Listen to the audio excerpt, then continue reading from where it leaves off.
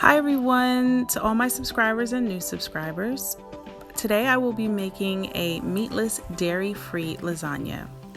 So first I have my eggplant chopped up and seasoned, sauteing in a pan with onions and garlic. Just a small amount of garlic.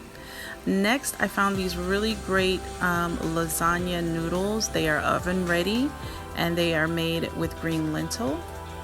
So I have my green lentil lasagna, chopped kale, Brazil nuts, and olive oil. Those are all the ingredients that I will need for this recipe. So I have my eggplant sauteing. Like I said, it was already seasoned, and they're separated because you'll see I'm going to kind of chop up a little bit more the eggplant in my blender along with Brazil nuts. And I just wanted the chunks of the onion there. So there I am, I'm chopping everything up together, just the Brazil nuts and eggplant. And that's what it looks like.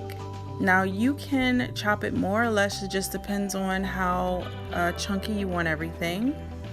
And then next I'm laying down some tomato sauce and my lasagna noodles.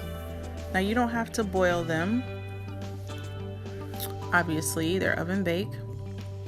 And I just also wanted to make note that if you wanted to soak your Brazil nuts just to make them a little bit softer, I had a little bit of a hard time getting them to be chopped up. So I have like a few chunks in the mixture, but it's fine. That's what I like. But you can soak them for an hour or so. So there's my eggplant and Brazil nut mixture, and I'm putting that in place of like a ricotta, all the cheeses that you would use in a traditional lasagna, along with any meat that you choose.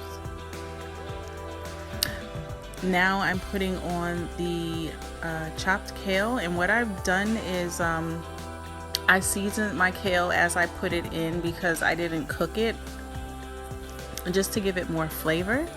And there you have the end results. I hope you guys enjoy. Take care. Bye bye.